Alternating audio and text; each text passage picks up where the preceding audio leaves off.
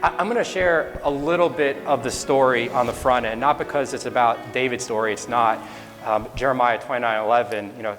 He knows a plan for you to prosper and not to be harmed. And so a little bit of my story starts with a lot of strife in my life and challenge. And many of you, I would have to imagine, I'm not a betting man, but I have to imagine that every single person in this room, either today, a year ago, a decade ago, 20, 30, 50 years ago, you've had strife, you've had adversity, you've had challenge. And so when you hear a little bit of some strife in my life, I just want you to be able to relate and realize that the good news is it's not over until we get called home. And he's always working. So I was born in 1979, believe it or not. I know you're probably thinking I'm like in my 20s. And for people who know my story, I'm going to apologize, but you know what? It's not my story, it's his story. It's just part of the testimony. My mom had multiple sclerosis, and my mom's not here anymore. She's in heaven. But when she got pregnant, the doctor said, let's terminate. I think it was pretty matter of fact from what I was told from family. They said, multiple sclerosis, now it's tough nowadays with chronic illness. My wife actually has some chronic illness, not to that degree. But in the late 70s, early 80s, it was essentially a death sentence. And so a lot of women just did not have their babies. And so my mom was told not to have me.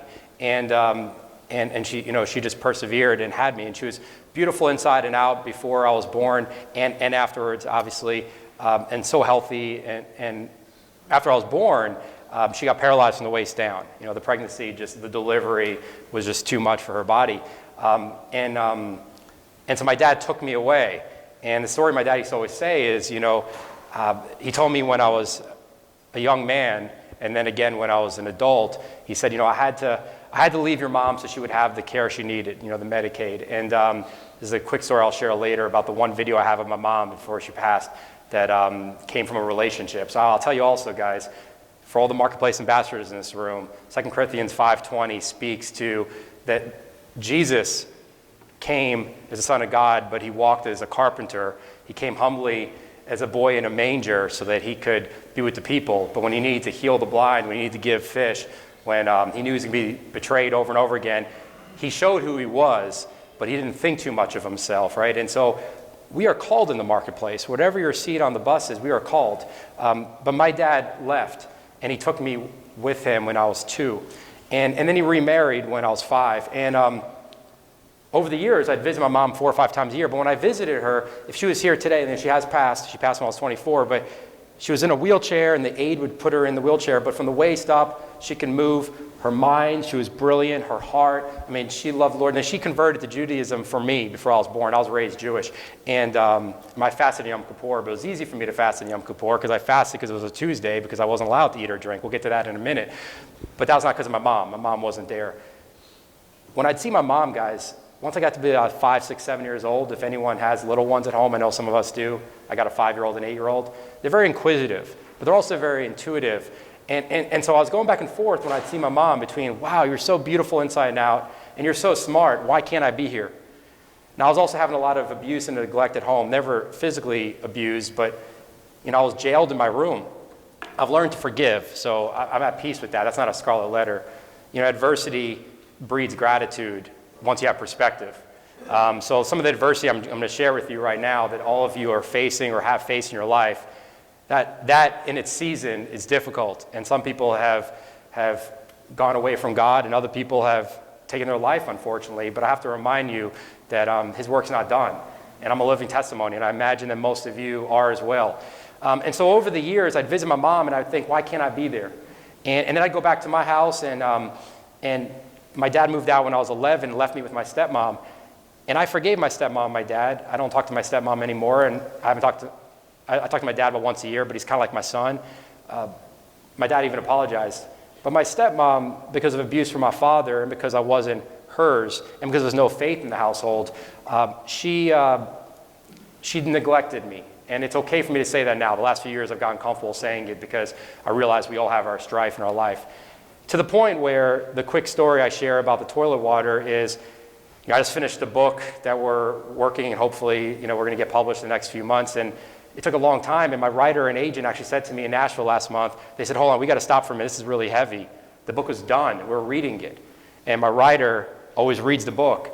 And he said, there's abuse here, David. And I was like, well, I don't want anyone to get in trouble. No, I think it's past the statute, but this is real, and this is heavy, and you just have to be okay with the fact that someone might not be happy with it.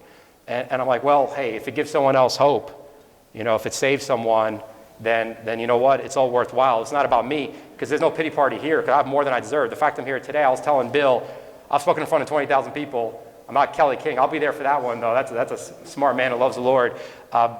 But this is one of the great moments of my life, because if I can share my testimony to help save someone and give someone hope, holy cow. But I remember one day, you don't realize it's going to be a vivid memory, it's going to be impactful. I would drink bath water because I wasn't allowed to leave my room, and I was in a room maybe like 5 by 7. It's not a big deal. You see what's going on in Ukraine. Again, we have so much more here, all of us, even in our strife, guys.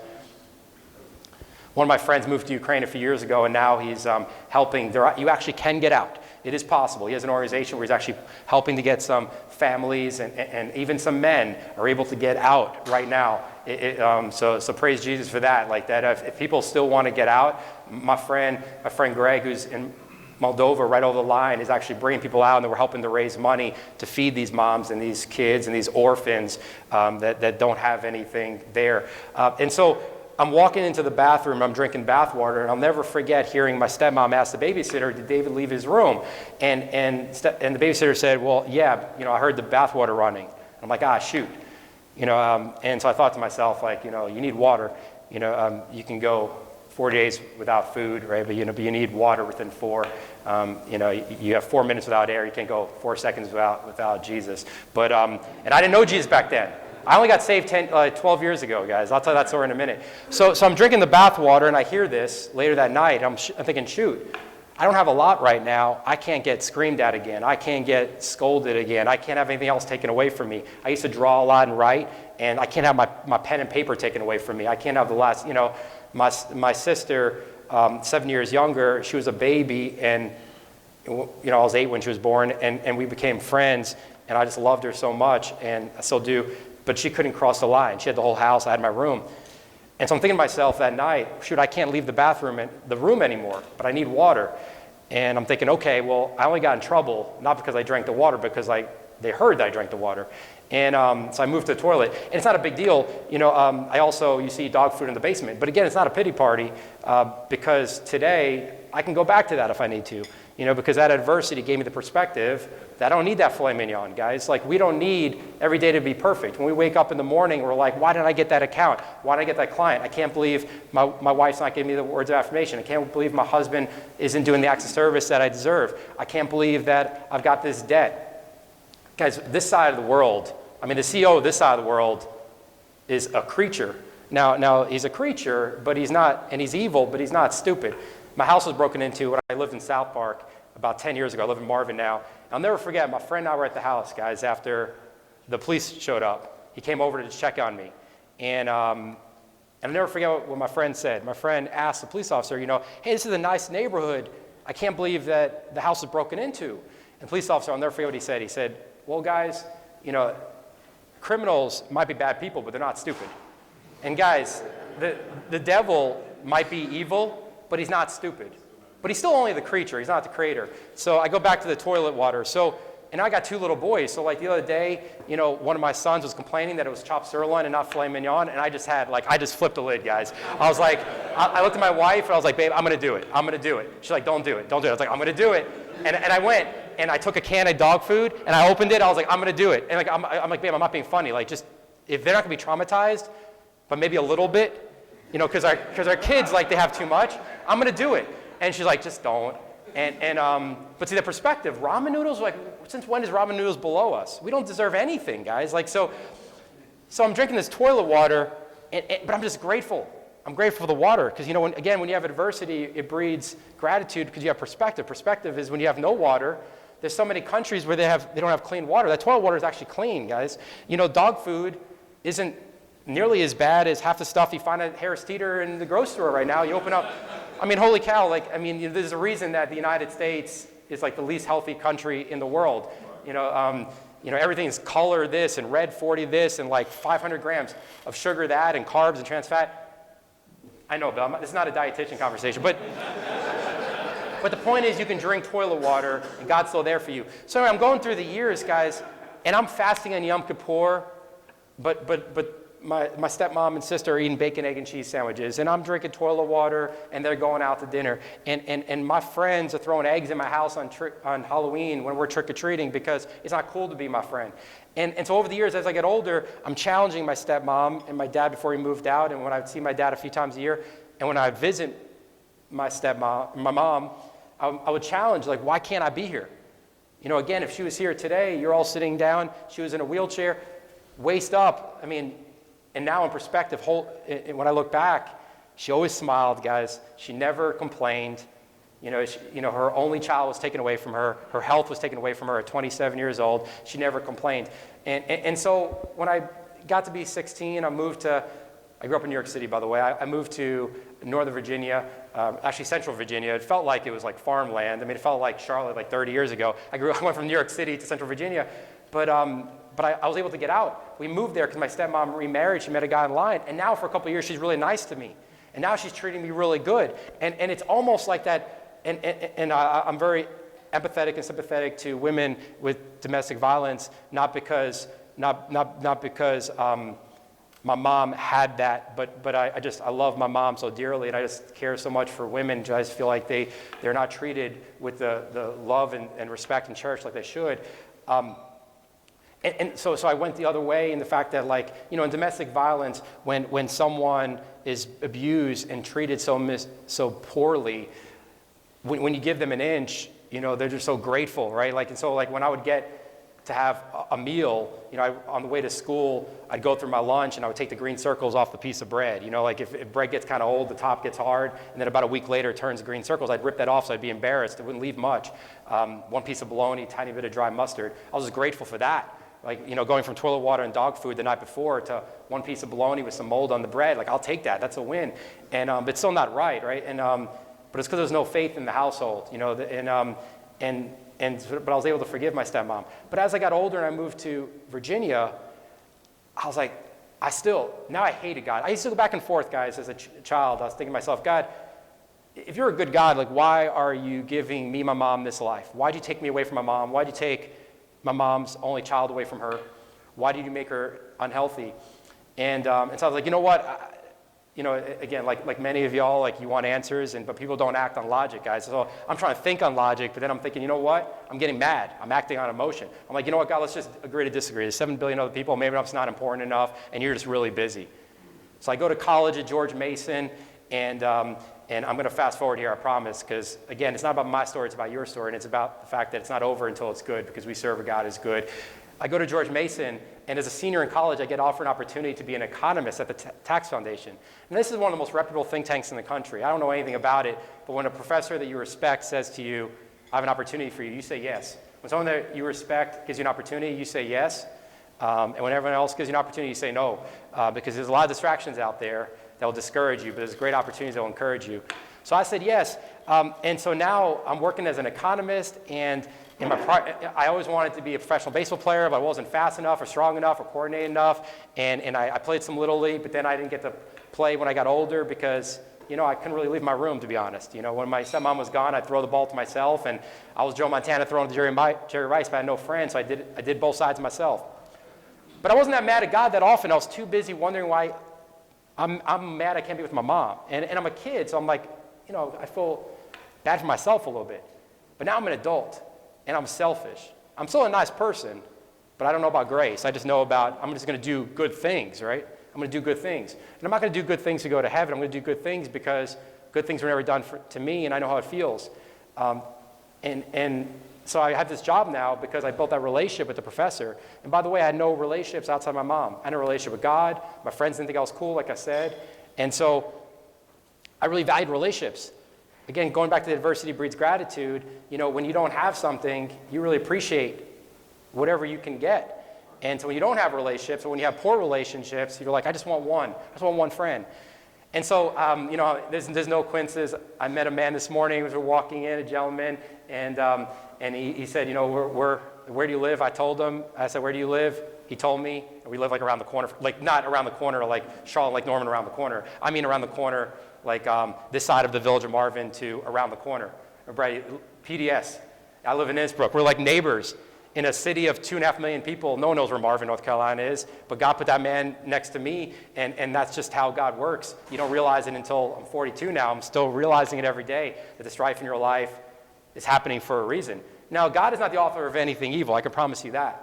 When you lose a deal, or when your relationship goes south, when you have strife in your life, when you know you're hoping for that baby and it doesn't work out, when you're hoping for that marriage to be saved and it doesn't work out, when you lose a loved one, when there's tragedy, God's not the author of anything evil. Just open up Genesis. You know, like he had a perfect plan, and there will be one again one day, probably sooner than a lot of people think. But I'm working as an economist, and I want to be a sports agent. And I get a call, and I'm throwing a lot out here because we don't have all day. You guys have a lot of things to do. So I'm trying to tell over the testimony, and I'm going to give you some good news. We got a call about the jock tax, J-O-C-K. For anyone who likes sports in the room, that's how jocks are taxed when they travel. Cam Newton, when he goes to New York to play the Giants, New York taxes him, New York City taxes him, the state taxes him, and then Charlotte taxes him, and North Carolina taxes him. Now over time, they've created some credits where, maybe you don't get double taxed, but you still pay higher taxes than your neighbor back home in Charlotte. It's not a tax conversation, but what that did is it opened doors. I was on SportsCenter and Wall Street Journal. I'm too cool for school. I used to have spiky hair. I have a hole in each ear because I had earrings. And I was testifying, and actually one time I was testifying in Cincinnati City Council, and I was talking about how Shaquille O'Neal pays higher taxes in Miami than someone else does. Because by the way, you pay taxes in Florida, you just don't pay them in Florida, you pay them wherever you go. And the mayor goes, wait, Mr. Hoffman, I just want to make sure I understand. You feel bad for Shaquille O'Neal? I'm thinking, I'm just young. That was a stupid soundbite. But I've learned over time. Although, you know what? I'd rather just say some stupid stuff, and people are like, you know what? This is all David's got, like in a good way. Like we are enough, guys, just so you know. Sometimes the enemy of good is great, and you are enough. He made you perfect in his image, and even if you feel like you're not enough today, I promise you, you're more than enough. And so I'm becoming the expert in the jock tax, and I have all these athletes who want to work with me. They're thanking me. They're writing op-eds. I got a full ride to law school in the University of Maryland in Baltimore. I have this, I don't know if it's a corner office or a studio or just like a cubicle, but I had a space at Octagon Law Firm or Octagon Sports Firm. All these athletes want to work with me, not because of a designation and not because of a degree or pedigree or anything, but because, in relationships, real relationships, God puts two people together. And by the way, anyone who's in a serious relationship or married, if you feel like maybe it's not the right person because they're the opposite, it means it is the right person. Not because they complete you, because you have to be complete going into the relationship, into that covenant marriage, but it's because once you're complete and they're complete, now 1 + 2 becomes 1,000,000 together. Not because you suck the other person dry or them with you, and not because they are you, but because you guys are opposites. Your strengths are their weaknesses, their strengths are your weaknesses. That makes sense. Everything I learned, guys, is from a lot of mistakes, just like all of you. Lessons learned. I always joke when I make a mistake, when I say something stupid at home, which I do because it's a Tuesday, when I say something not smart at work, which is what I do because it's a Thursday, when I lose money, when I make a mistake or a lesson learned with my boys, I just say, thank you, Jesus, because that was a lot faster and a lot actually easier than a PhD from Harvard, right? So thank the Lord for that, for the lessons that we learned. So I'm becoming a sports agent, guys. You don't even need a law degree, but I have it. And then I'm on the phone with my mom. And I'm visiting my mom, but still not that often. But now I'm in my early 20s, guys. Now I have all the time in the world to visit my mom, but I'm selfish and I'm self-righteous, and it's all about me. Because for so long, I'm drinking toilet water and eating dog food. You got to feel bad for me. My mom was taken away from me, and she's sick. You got to feel bad for David. I'm dating too many girls, and I'm making it too much about money, and I'm making it all about me. And so I'm talking to my mom on the phone, and she's proud of me. Because you know what? For her, she just loves her son. Just like our father does. And so I'm talking to her on the phone, and she's like, David, she's in New York City, in Staten Island. And she had an apartment, guys. I'm in real estate now, so about 20 years ago when I started getting real estate, I realized this. I never realized this as a kid. We're so pigeonholed and tunnel vision into what's going on in our life and all the strife in our life and all the stress that we don't realize how beautiful the world is around us. My mom, in her wheelchair, with an aide living there full time, had this big window, this like large horizontal window with a panoramic view of the Statue of Liberty. She literally, I'm getting goosebumps thinking God was still working. And that Statue of Liberty, I believe, brought my mom hope and joy every day. Because when I talked to her, when I saw her, she was so happy. So I'm on the phone with my mom. This is late 2003 now. And And she's like, David, come visit. When can you come visit? It's the holidays coming up. Come visit.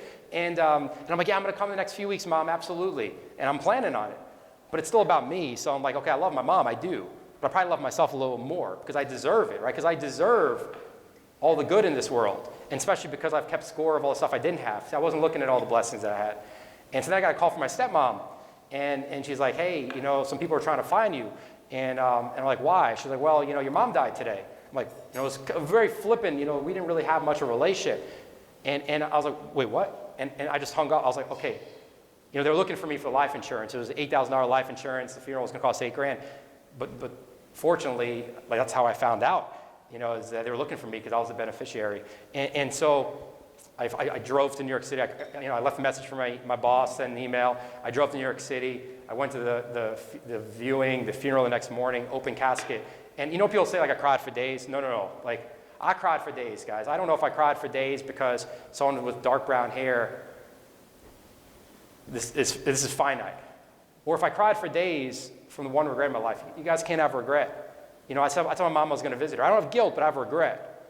Because I don't have guilt because I know that was part of the plan because I was not a believer back then. But I told my mom I was going to visit her the next time I saw her. And I don't know if she knew how sick she was, and I don't know if she knew and she was hiding from me and wanted to protect me, or if she didn't know. But when I looked at my mom in that casket, and I'm not a believer, but I was like, okay, maybe God's just not a fan of mine, but God's a fan of my mom. I know that. So she's in heaven. I just couldn't stop crying, and the whole way home.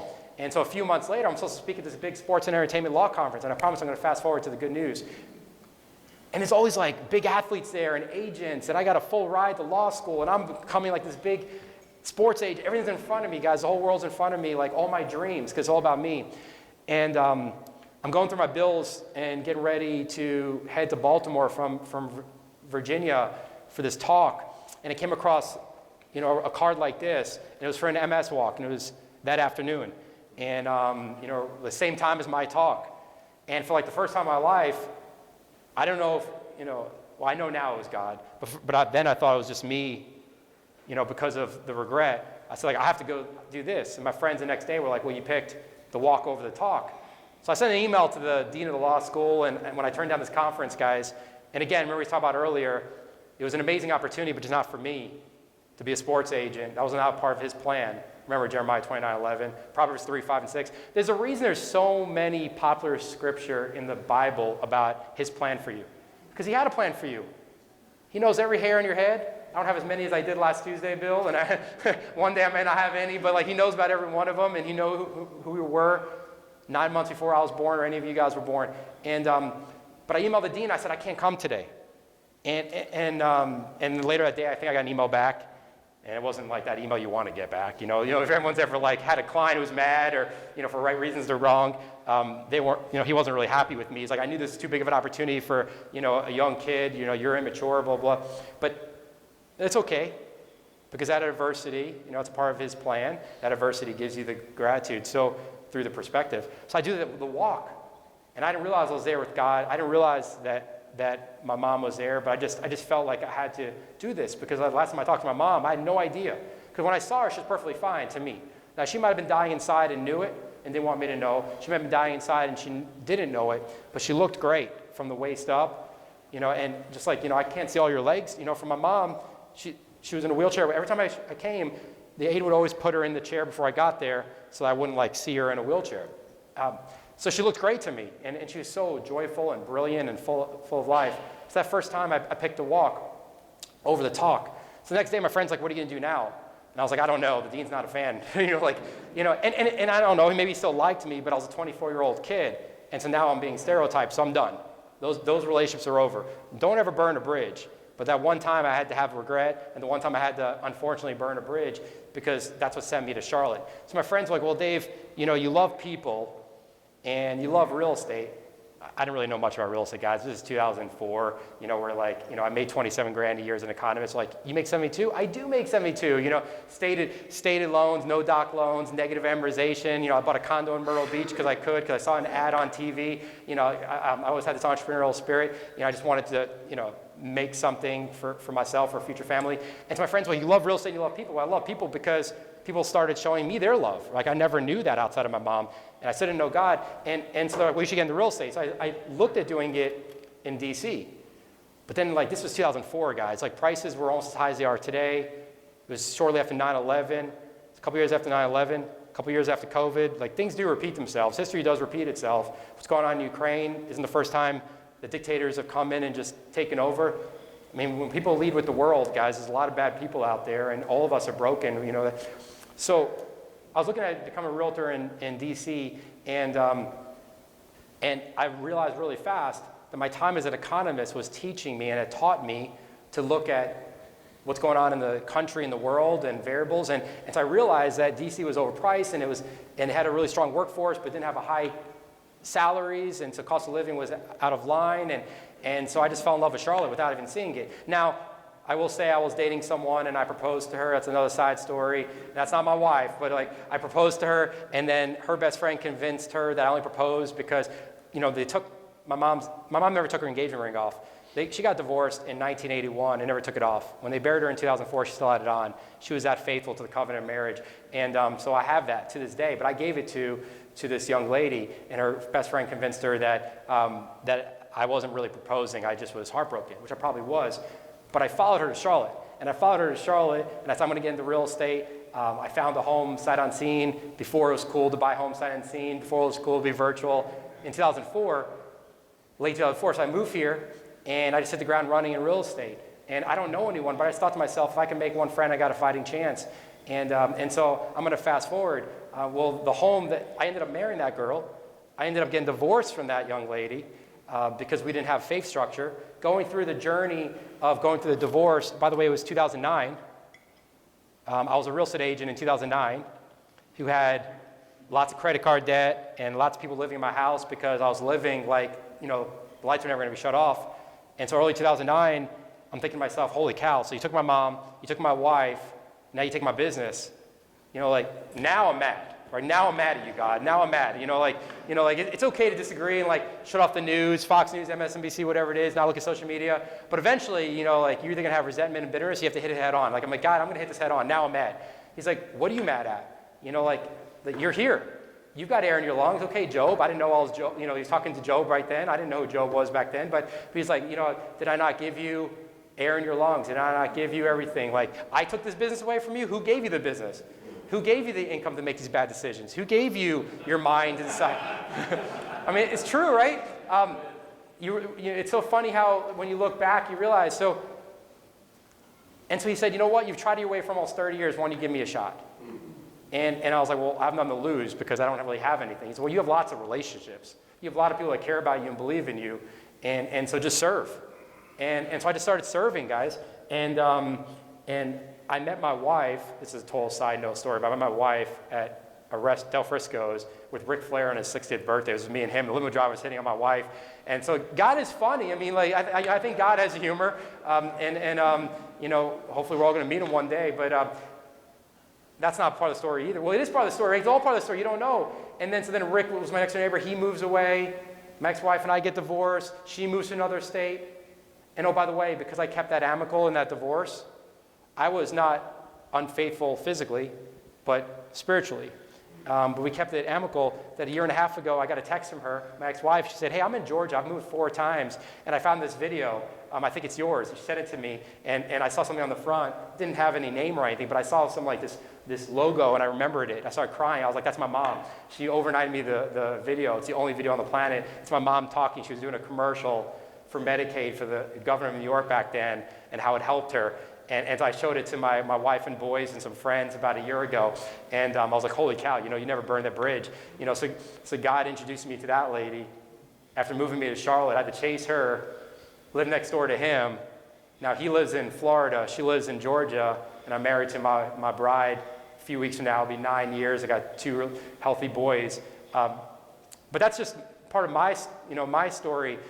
So I got saved in early 2009. So when he said, you've tried your way for almost 30 years, and give me a chance, I was like, you know what, God, I have nothing else to lose. I have nothing else to lose. And he's like, just serve. And so I did. And what happened, guys, I know a lot of you are in the marketplace. And what happened in 2009 and 10 and 11 is people remember who's there for them when there's nothing to gain, right? People remember who gives more than they take. People remember who's there for them unconditionally. Well, you know what? Like, I was self-righteous and greedy long enough. And I realized I thought I was a nice guy.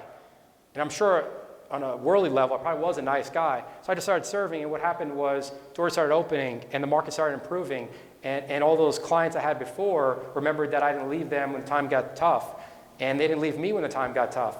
And so the market started coming back, and I started serving more and serving more. And like Bill was saying, like serving, and like many of y'all do, and the market started coming back, and I just kept serving and serving. And behind the scenes, I was working to be the expert because, you know, people need you as a friend, but they also need to know that you're not just going to tell them what they want to hear. You're not going to fake it till you make it. You really are the best in your field. And as the market came back, in 2009, when it was really bad, I had people coming to me and crying and saying, you might think I have millions. I'm broke. My wife's about to leave me. I'm just going to put it all out there for you because I trust you. Those relationships that God was working through him on me started showing up. And you know, I became president of the Charlotte Union Chamber on the 50th anniversary. Mr. Tate was my mentor. I don't know how I'd have a mentor like Alan Tate before he passed. You know, I moved to Charlotte knowing no one, but God works through all of us. And so I fast forward to today, and I'll tell you what, right now, when the pandemic started 2 years ago, guys, some people from my gang, you know, asked me what's going to happen. I was like, you know, only God knows. You know, are we going to be okay? Only God knows. And I remember sharing one thing, you know, that came from my experience, and that is that, you know, the bad news is it's a lot worse than our imagination. You know, there's horrible, what's happening in Ukraine right now, no one could have imagined. You know, when girls are trafficked, when women are abused, when kids are kidnapped, when people are harmed, when innocent people are taken or are born with challenges. You know, I had a little baby girl. My wife was 5 months along with baby girl Kennedy who had Down syndrome, and for about an hour, my wife and I were asking why. And then for the next few weeks and months, we were like loving this baby, and she didn't make it. But you realize like it's all a part of his plan. But so during the pandemic, I was like, look, guys, you want the good news or the bad news? The bad news is it can get a lot worse than your imagination. All that anxiety you have, all that fear, all the depression because of your thoughts. The bad news is it's a lot worse. It could be a lot worse on this side.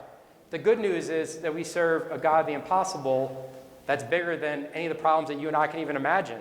You know, he's bigger than the pandemic. He's bigger than this dictator in Russia. He's bigger than a stock market collapse or housing market burst. He's bigger than marriage strife. You know, if anyone's ever had challenge in their household, he's bigger than that, and he's working through it all. And so I told the gang, like, look, this can go on for a season, go on for years, but the good news is we're going to get past it. And we did, many of us, and I know many of us have lost loved ones, and hopefully we all know where they are. And so I just want to tie everything together and kind of share that, you know, my testimony when I hated God and challenged God and hated God and was wondering, like, I don't know if it's better if you're just too busy for me. I don't know if you guys ever thought that about God, you know, like, you know, why is he not here? I can't go to my wife. I can't go to my husband. I can't go to my boss and share what I'm going through. I need to go to God.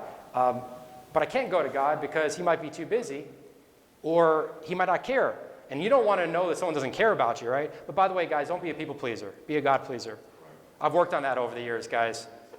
I used to be a people pleaser. You know, I want people to like me. I care so much about others. I care so little about what they think of me. I really don't.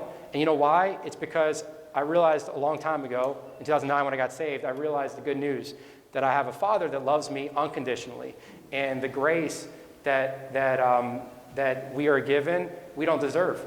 And so here's the thing. Like as I close, because I put an alarm on. I put an alarm on because I thought to myself, I can time this, but I also want to be respectful for everyone's time. So that's my alarm going off to make sure that I nail the time. Just keep on going, just keep on going. Chris, I can stay here all day, man. I keep on going.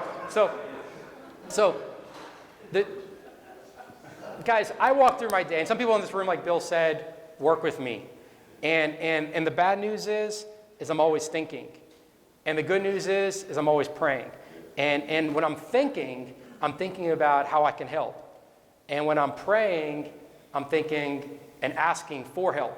So like before I got here today, guys, and last night, and 10 minutes before I came up, I was texting my wife, and she sent me another prayer and another prayer. I've asked some of you for more prayer, because first and foremost, you guys could have been anywhere.